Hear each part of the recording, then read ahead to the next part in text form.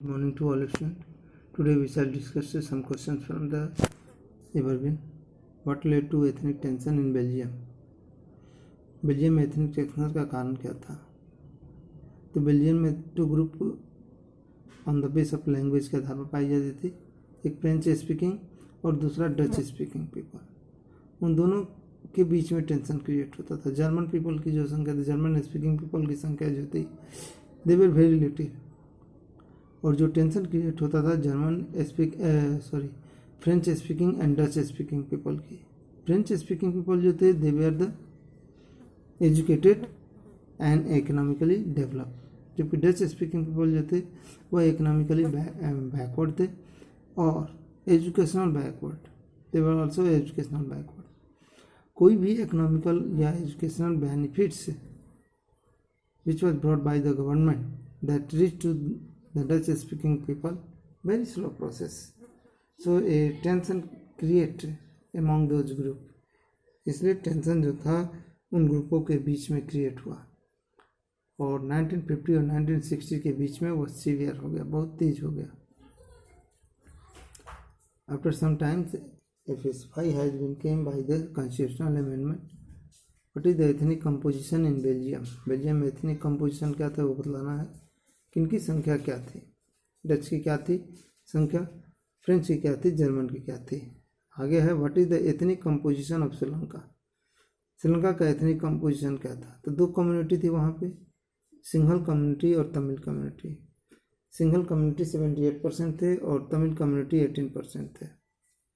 तमिल जो थे वो दो प्रकार के तमिल थे, श्रीलंकन तमिल थे और इंडियन तमिल थे।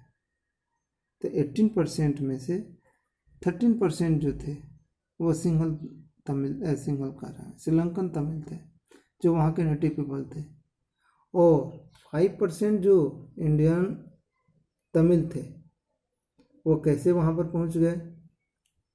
तो इसमें कह रहा है कि Tamil who were brought as a indenture labour from India by the British colonist, यानी ब्रिटिश उपनिवेशकों के द्वारा भारतीय तमिलों को एक करारी मजदूर के रूप में, एक क्या कहा जाता है, एक बॉन्डेज लेबर के रूप में, एक बंधक मजदूर के रूप में उन्हें वहाँ पर ले जाया गया प्लांटेशन में, वहाँ पर वर्क करने के लिए, और वहीं पर वो जा करके सेटल हो गए। तो उन तमिलों को कहा गया Indian Tamil. Mention any 4 steps which were taken by the Sri Lankan government to achieve majoritarianism. तो क्या क्या स्टेप लिए गए? तो 1956 में बताया गया है कि कानून पास हुआ जिसमें कंट्री ऑफिशियल लैंग्वेज कौन सी? Sinhala official language and Tamil but by the Sinhala. Sinhala को ऑफिशियल लैंग्वेज एक्सेप्ट किया गया। The government followed the professional policy that favored the single applicant for the university position and government job. सिंघलों को ही दिया गया। A new constitution stipulated that state shall protest the foster of Buddhism, और Buddhism वहाँ का national religion accept हुआ। What is the civil war? तो civil वार के बारे में बता दिया गया है बुक में।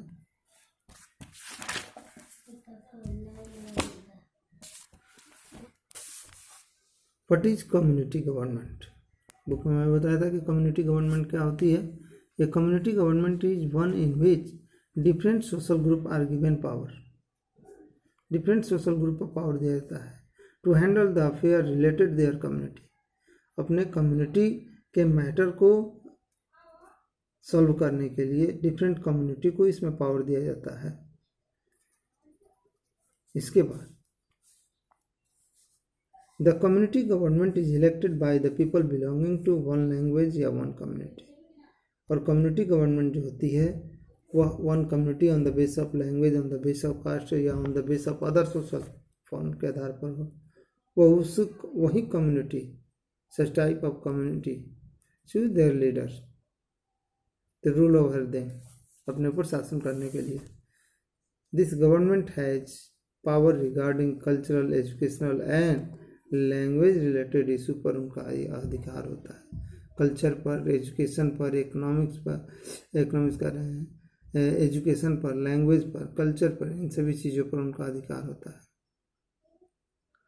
What is relationship between democracy and power sharing? Democracy means giving every citizen right and power to make decision through their elected representative। Democracy का मतलब होता है कि अपने इलेक्टेड रिप्रेजेंटेटिव के द्वारा किसी डिसीजन को फॉलो कराना या करना। Every citizen right and power to make decision, अपने डिसीजन को कंटिन्यू करना किसके द्वारा? बाय इलेक्टेड रिप्रेजेंटेटिव के द्वारा। Power sharing is dividing power, और पावर शेयरिंग का मतलब होता है dividing power among different organ, और पावर शेयरिंग का मतलब होता है पावर का डिवाइडिंग होना, शक्ति का बंटवारा होना एमॉन्ग डिफरेंट ऑर्गन के बीच में, and to give them equal representation government, और गवर्नेंस में इक्वल रिप्रेजेंटेशन देना, सभी को इक्वल अवे से रिस्पेक्ट देना, इसी को कहते हैं power sharing. How did the Sri Lankan and Belgium government try to solve the ethnic problem? Sri Lanka और बेल्जियम की गवर्नमेंट ने किस तरह से पावर को सॉल्व करने की कोशिश की, ये सब बतलाया गया है। Belgium leader try to solve ethnic problem by respecting and feeling interest of different community, यानी सभी कम्युनिटी के इंटरेस्ट को रिस्पेक्ट दे करके उनको मान करके सॉल्व किया। Where Sri Lankan government try to solve the problem through the majoritarianism के द्वारा। Belgium leader establish the federal structure under which power was shared between the union government and its other constituent unit, whereas the Sri Lankan government adopted unitary government, यानी Belgium में सरकार का जो किसी भी government की पावर जो थी वह यूनिटरी फॉर्म में, एक ही सरकार के पास नहीं थी, वह पावर जो था सेंट्रल गवर्नमेंट के पास भी था, स्टेट गवर्नमेंट के पास भी था, कम्युनिटी गवर्नमेंट के भी पास था, जबकि श्रीलंका में जो पावर था केवल एक सरकार के पास था, केंद्र सरकार के पास, जहाँ पर यूनिटरी गवर्नमेंट को एक्सेप्ट किया। Belgium solution help to avoiding the civic strife, whereas majoritarianism in Sri Lanka led to the civil war. Belgium solution जो था, जो भी सोशल डिफरेंसेज, इकोनॉमिकल डिफरेंसेज जो था, किसी भी तरह का एनी डिफरेंसेज जो क्रिएट हुआ था, उस डिफरेंसेस को एवॉइड करने का, उसे रिमूव करने का प्रयास किया, उसे अपने सिस्टम के द्वारा रिमूव कराने में भी हेल्प किया। जबकि मेजोरिटेरियनिज्म गवर्नमेंट जो थी led to civil war by that system, अपने सिस्टम के द्वारा उसने सिविल वार को लेड किया। Both Belgium and Sri Lanka are democracy but they follow different system of power sharing, different system of power sharing को follow करती है। support the statement by giving the points of differences। the type of government Sri Lanka में कैसे है, and religion and government, language and government। पहला point देखो, Sri Lanka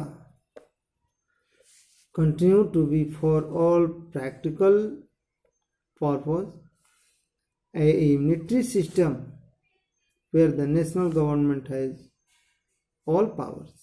Tamil leader want Sri Lankan to become a federal system under which regional government were given constitutional power that were no longer depend on the central government। Belgium shifted from a unity to federal government। यानी श्रीलंका में जो सरकार बनी, इतना लंबा नहीं लिखना है, श्रीलंका में जो सरकार बनी वह यूनिटरी गवर्नमेंट बनी, जहाँ पर पावर जो था सेंट्रल गवर्नमेंट को ही दे दिया गया और स्टेट गवर्नमेंट को पावर नहीं दिया गया। जबकि शुरू में ही बेल्जियम गवर्नमेंट ने from starting given power was divided into 3 part, central government, state government and community government. religion and government. To accommodate people belonging to different ethnic groups, Belgium formed a community government, whereas Sri Lankan government passed a law to promote Buddhism. यानी Belgium में सभी community को उसने respect दिया। सभी community अपने अपने leader चुन सकते हैं, अपनी सरकारें बना सकते हैं और अपने प्रॉब्लम को सॉल्व कर सकते हैं, शेयर कर सकते हैं, जबकि वहाँ पर दूसरी कम्युनिटी को कोई भी अधिकार नहीं दिया गया। बुद्धिज्म को ही वहाँ पर मोस्ट इम्पॉर्टेंट रिलीजन डिक्लेयर्ड किया गया। In 1956, Sri Lankan government passed act to recognize the Sinhala as the only official language, whereas Buddhism government tried to protect and foster all the languages spoken by people. उन सभी language का respect दिया जो वहाँ पर बोली जाती थी। What is power sharing? Concept of the providing a permanent share of the power in government, different communities of religion is termed as a power sharing. Concept of providing permanent share of the power in different government, different communities के बीच में जब government का power का बंटवारा different ऑर्गनों के बीच में होता है तब उसको हम पावर शेयरिंग कहते हैं। Under this people and leader of the nation respect the feeling and interest of the different communities. ये पावर शेयरिंग आगे हम लोग समझेंगे, ये यहाँ पर ठीक से नहीं दिया है। फेडरल डिवीजन भी नेक्स्ट लेसन में समझा जाएगा। पावर में also be shared among the different social group. Different social group में यानी कम्युनिटी गवर्नमेंट के बीच में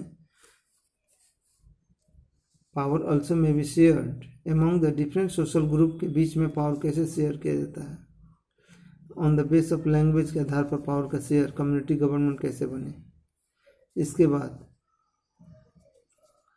इन the some countries there are the constitution and legal arrangement where the social weaker section and women were represented in the legislature administration. For the example, in India follow the principle of reserve constituency, weaker sections को high up करने के लिए।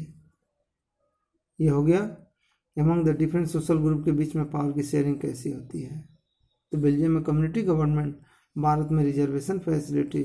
इसके बाद this method is used to give minority community a fair share in power. Government में minority community को भी participation करने के लिए यह सिस्टम फॉलो किया गया, उनका भी शेयरिंग हो पावर में। प्रूडेंशियल रीजन और मोरल रीजन ये क्लियर हो चुका है, देख सकते हो। Okay, thanks, bye.